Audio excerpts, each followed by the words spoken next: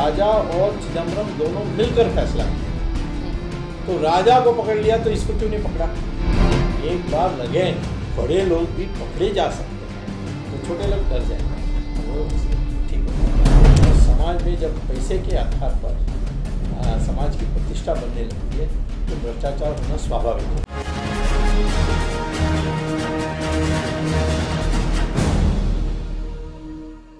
नमस्कार, मैं हूं रानी रूहल और मुलाकात के आज के इस एपिसोड में मैं आप सभी का स्वागत करती हूं। मुलाकात के आज के इस एपिसोड में हम आपको रूबरू कराएंगे एक ऐसे शख्स से जो कि एक एजुकेशनलिस्ट हैं, एक पॉलिटिशियन हैं और एक लॉयर भी हैं। इन्होंने जो कहा वो हमेशा करके दिखाया है। जी हाँ, आपने ठीक पहचाना, हम बात कर रहे हैं डॉक्टर सुब्रमण्यम स्वामी जी की। स्वामी जी, आपका बहुत बहुत स्वागत है। सर, हम इंटरव्यू की शुरुआत करें उससे पहले आप ये बताइए, सोशल मीडिया हो, कोर्ट हो या कोर्ट के बाहर, एक केस के बाद एक केस, इतनी फाइटिंग स्पिरिट आती कहाँ से है? मतलब एज फैन मैं जानना चाहूंगी कि आपकी एनर्जी का सोर्स क्या है? एनर्जी का सोर्स एक ही है, भगवद गीता कि ये अपने मन से, पूरे मन से ये मानना कि इस जीवन में आपको सिर्फ अधिकार है कार्य करने के लिए। उसका फल आएगा तो, बट किस रूप में आएगा, कब आएगा, किस किस्ते में आएगा, ये भगवान तय करता है।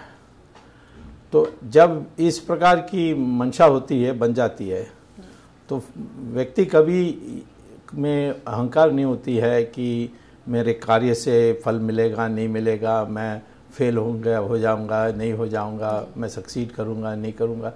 इस चिंता में उसकी सारी ऊर्जा व्यर्थ हो जाती है।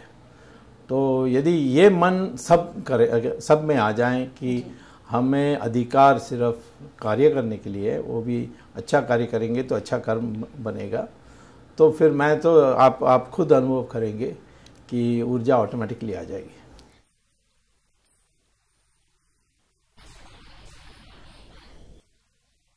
तो जैसे कि सबको पता है कि भारत की जो अर्थव्यवस्था है आज वो पूरे तरीके से चरमरा चुकी है, दिन पे दिन बद से बदतर होती जा रही है। भारत जिसके प्रधानमंत्री खुद एक इतने बड़े अर्थशास्त्री हैं, तो अगर वो भारत को इस संकट से बाहर नहीं निकाल पा रहे तो भाजपा अगर सत्ता में आएगी तो वो किस तरीके से अर्थव्यवस्था को ठीक करेगी? मनमोहन सिंह जो थे, वो जब मैं कॉमर्स मिनिस्टर था 1990 में, तो वो मेरे सलाहकार थे जी। उस समय उन्होंने बहुत अच्छा काम किया। जो हमने दस्तावेज तैयार किया था इकोनॉमिक रिफॉर्म का, तो उनमें बहुत मदद की थी जी। बाद में वो फाइनेंस मिनिस्टर बने तो हुक्म देने वाले थे प्राइम मिनिस्टर नरसिम्हा राव। उस ढांचा में मनमोहन सिंह कमाल कर सकते हैं। अब यहाँ उनको प्रधानमंत्री तो बना दिया है, लेकिन उसको कोई काम करने के लिए सोनिया गांधी करने नहीं देती। वो हुक्म देती है, वही चलता है, वो माने नहीं तो उसको बाईपास कर देते हैं। जैसे 2G घोटाला में उन्होंने पहले राजा को कहा था ये नहीं कर सकते हो, तुम्हें ऑक्शन करना चाहिए, नीलाम करनी चाहिए, और राजा ने जाकर सोनिया को कहा, सोनिया ने सीधा कहा तुम चिंता मत करो, तुम जो करना करो और मैं देख लूँगी। तो इसीलिए आज वो नहीं कर सकते ना। इस इकोनॉमी को सुधारने के लिए एक सरल कदम उठाने से जल्दी से हो जाएगा। जैसे हमने 1990 में भी जब शुरुआत की थी, लोग पहले कहते थे Hindu rate of growth 3.5% Hindu rate of growth, यानी हिंदू को अपमान करते थे। लेकिन इसको तुरंत बदल के 2-3 साल में हम 8% पर पहुंच गए थे। तो आज भी कई चीज़ों में लोगों को उत्साहित करने के लिए कई कदम उठानी चाहिए। उसमें ऐसे कदम उठानी चाहिए जो तुरंत लोगों पे ऊपर असर छोड़ेगा। इसीलिए मैंने इनकम टैक्स के बारे कहा था।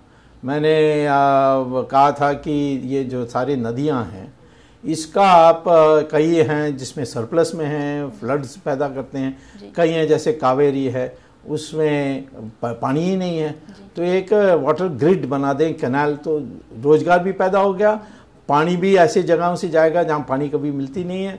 तो ऐसे काम से तुरंत असर होगी। ऐसे कदम कई उठा सकते हैं।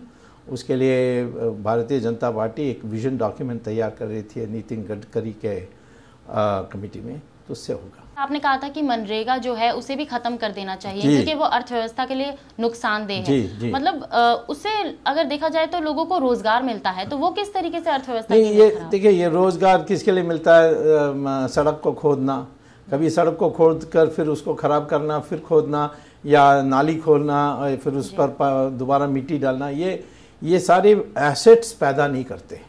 हमें रोजगार पैदा करनी चाहिए सिस्टम से। जैसे टेक्सटाइल इंडस्ट्री आज जो बीमार है उसको सुधार दो, तो वो बहुत पैदा करेगी।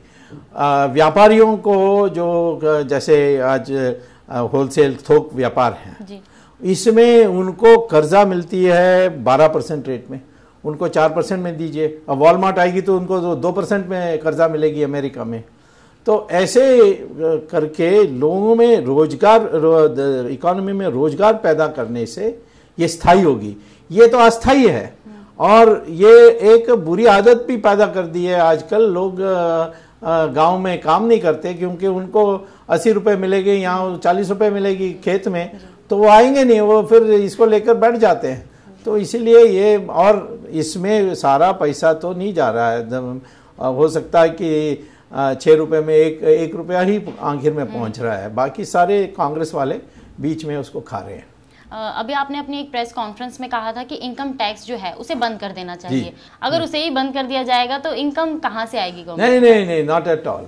हमारे जो इनकम टैक्स का जो शेयर है वो सिर्फ 7% है, और ये 7% जो है इसमें ज़्यादा परेशान हमारे मध्यम वर्ग होता है। क्योंकि अमीर लोगों के पास चार्टर्ड अकाउंटेंट हैं और गरीब के पास उतना इनकम नहीं है कि उनको इनकम टैक्स देना होता है। तो ये प्रोफेशनल क्लास है, पढ़े लिखे लोग हैं, ये सारे परेशान होते हैं ये कागज़ के काम से। तो वो कुल मिलाकर 2 लाख करोड़ रुपए आमदनी देती है सरकार को, रेवेन्यू राजस्व मिलती है। मैं तो कहता हूँ आप स्पेक्ट्रम को नीलाम करते तो आपको 2 लाख वहीं मिल जाती। आप कोयले के जो आवंटन करते ऑक्शन से तो आपको 11 लाख मिल जाती। आप ये जो खनिज तेल है उसको ऑक्शन करते तो 24 लाख मिल जाती। विदेश में जमा हुआ 70 लाख करोड़ रुपए उसको वापस ला दे तो साधन की कमी नहीं है। ये इनकम टैक्स जो है ये परेशान करेगी, और उसको अबॉलिश करने से क्या होगा कि तुरंत असर पड़ेगा और ये लोग उत्साहित होकर ये खर्च नहीं करने वाले। हमारे लोग खर्च करने वाले लोग नहीं हैं, वो बचत करके भविष्य में बच्चों को पढ़ाई करके, हमारे लोग परिवार का बहुत सोचते हैं। उससे रेट ऑफ सेविंग बढ़ेगी, रेट ऑफ सेविंग बढ़ेगी तो रेट ऑफ इन्वेस्टमेंट बढ़ेगी, रेट ऑफ इन्वेस्टमेंट बढ़ेगी तो फिर रेट ऑफ ग्रोथ बढ़ेगी। Rate of growth indirect tax से आपको जितना आप इनकम टैक्स में खोएंगे उससे ज्यादा मिल जाएगी। आप हमेशा से ही भ्रष्टाचार के खिलाफ आवाज उठाते रहे हैं। आप 2G घोटाले को भी आप दुनिया के सामने लेकर आए थे। अब जेपीसी ने क्लीन चिट दे दी है मनमोहन सिंह और पी चिदम्बरम को, तो उसके बारे में आपका क्या कहना है? कि आप कोर्ट जाएंगे अब इसके खिलाफ? नहीं, मुझे जाने की जरूरत नहीं, मैं कोर्ट में हूँ। ये तो हास्यास्पद है। देखिए, चिदम्बरम के सवाल पर ये अब मैंने सिद्ध कर दिया है ट्रायल कोर्ट में कि राजा ने अकेला फैसला नहीं किया। राजा ने जो रिकॉर्ड्स हैं, जो मिनट्स हैं, राजा और चिदम्बरम दोनों मिलकर फैसला किए। तो राजा को पकड़ लिया तो इसको क्यों नहीं पकड़ा? अब ये बहुत बड़ा मगरमच्छ है, इसीलिए मुझे लगता है कोर्ट्स भी धीमे धीमे जा रही है।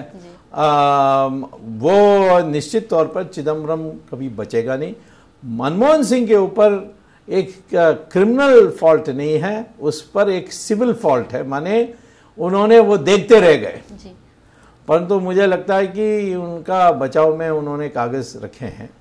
तो मनमोहन सिंह को तो एक प्रकार से जैसे भीष्माचार्य ने द्रौपदी का वस्त्रहरण देखते रह गए, उसमें उनका अपराध कृष्ण भगवान ने कहा वो अपराधी है, उनको मारने के लिए आदेश दिया था उन्होंने अर्जुना को।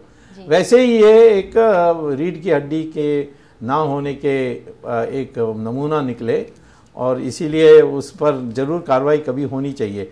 लेकिन चिदम्बरम के दृष्टि से के सवाल पर कोई भी भविष्य में अपनी बीजेपी की गवर्नमेंट आएगी उसको बहुत जल्दी जेल भेज सकते हैं। आपको लगता है कि अगर जो स्कैम जो होते हैं उन्हें अगर हम देश के सामने लेकर आएं या इन पे कार्रवाई करें, इससे भ्रष्टाचार को रोका जा सकता है?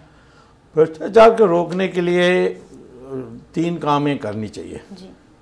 एक कि हमारी जो सारे हवाला के लोग हैं सबको पता है कौन है, उनको पकड़ना चाहिए जी। तो ये एक है। दूसरा है कि ऐसे कई फिनेंशियल इंस्ट्रूमेंट्स उत्पन्न हुए हैं जैसे पार्टिसिपेटरी नोट, उसको अबॉलिश करना चाहिए। तीसरा है कि बड़े लोगों को पहले पकड़ना चाहिए। ये कांस्टेबल को पकड़ लिया, कोई बाबू को पकड़ लिया, नहीं, पहले बड़े लोगों को पकड़ो। क्योंकि मैं मान लीजिए मैं एसपी से बात करूंगा कि क्यों आप भ्रष्ट हैं, वो कहेंगे क्या करूं, कमिश्नर कहता है मुझे कि इतना मिनिस्टर को देना है तो तुम भी तो कुछ रख लो। तो ये सारा सिस्टम नीचे से ऊपर जाता है, नहीं जाता, ये ऊपर से नीचे आता है। एक बार लगे बड़े लोग भी पकड़े जा सकते हैं तो छोटे लोग डर जाएंगे और वो ठीक हो जाएंगे। लेकिन मूल बात मैं बता रहा हूँ जो दीनदयाल उपाध्याय ने कहा था, जिसको हमने ध्यान नहीं दिया। उन्होंने कहा कि समाज में स्वच्छ बन सकती है यदि भौतिक विकास के साथ हम समन्वय आध्यात्मिकता के आध्यात्मिक मूल्यों के साथ भी करें। और नहीं तो ये कहा कि ये भोग करने की जो एक प्रकरण शुरू हो जाए तो लालच बढ़ जाएगी, लालच होगी तो भ्रष्टाचार होगा। और समाज में जब पैसे के आधार पर समाज की प्रतिष्ठा बनने लगती है तो भ्रष्टाचार होना स्वाभाविक है। तो इसीलिए हमारे समाज जो रचना हुई थी पुराने ज़माने में, जो त्यागी थे, जैसे महात्मा गांधी लंगोटी पहन के घूमते थे तो सब कहते अरे कितना बड़ा त्यागी है। और हमारे जो साधु सन्यासी हैं वो भी भगवा कपड़ा पहन के घूमते हैं। पश्चिम में ऐसा नहीं है। तो वो संस्कृति वापस लाने की आवश्यकता है जो सनातन धर्म की है। अभी भाजपा के फेवर में पूरी एक हवा चल रही है जिसे हम कहें तो, आपको लगता है कि वो वोटिंग में कन्वर्ट हो पाएगी और भाजपा का जो मिशन है 272+ उसे बीजेपी अचीव कर पाएगी? देखिए, मैंने इमरजेंसी का मैं जिक्र करता हूँ। इमरजेंसी में भी लोग यही कहते थे कि आप लोग जेल में, मैं तो नहीं था बट बाकी लोग थे, मोरारजी और अटल बिहारी और आडवाणी, ये सारे लोग सो उनको देखने के लिए आ रहे हैं, वोट नहीं डालेंगे। हाँ, और वोट डाल देंगे जाति पर, इस पर, उस पर।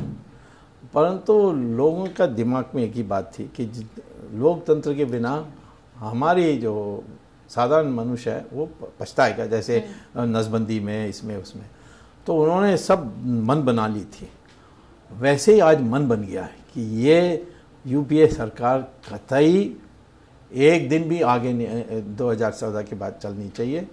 तो मुझे तो लगता है कि 300 सीट से भी ज़्यादा बीजेपी को मिलेगी। जैसे आम जनता का बेसिकली मानना होता है कि अब चुनाव नजदीक हैं, हाँ। तो सभी पॉलिटिशियन या पार्टी या नेता हाँ। आम जनता के पास जाते हैं, उन्हें हाँ। प्रॉमिसेस करते हैं हाँ। कि हम ये करेंगे हाँ। हम आपको ये दिलाएंगे, लेकिन जैसे ही चुनाव खत्म हो जाते हैं वो ये सब भूल जाते हैं। तो हाँ। उसके बारे में आपका क्या? नहीं, वो है, वो बीमारी है, परंतु इस बार लोग वो नहीं देख रहे हैं।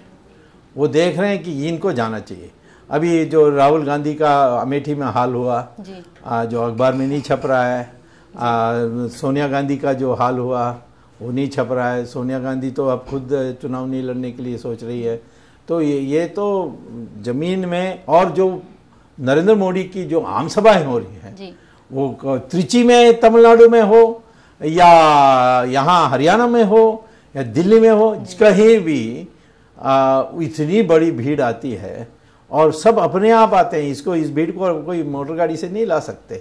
तो इससे स्वाभाविक संकेत है, हमें अब उत्साह के साथ, एक सेल्फ कॉन्फिडेंस के साथ आगे बढ़ के बूथ में अपनी अच्छी कमेटी बनानी चाहिए, अच्छे कैंडिडेट्स देनी चाहिए और एक नया संस्कृति जरूर विश्वास दिलाना चाहिए। लोग विश्वास कर लेंगे कि हम आगे जो गलती पिछले बार की आगे नहीं करेंगे। आम जनता को, कोई भारत की जनता को आप मैसेज देना चाहेंगे? जी, मैं तो कहूँगा कि ये महाभारत है और आप सही जगह में रहिए और इस बार बाहर निकल के वोट डालिए। इस बार तो युवा पीढ़ी, जो नए युवा पीढ़ी कभी वोट नहीं डाली, वो उनका संख्या आज 20 करोड़ होने वाला है और 20 करोड़ सोशल मीडिया में है।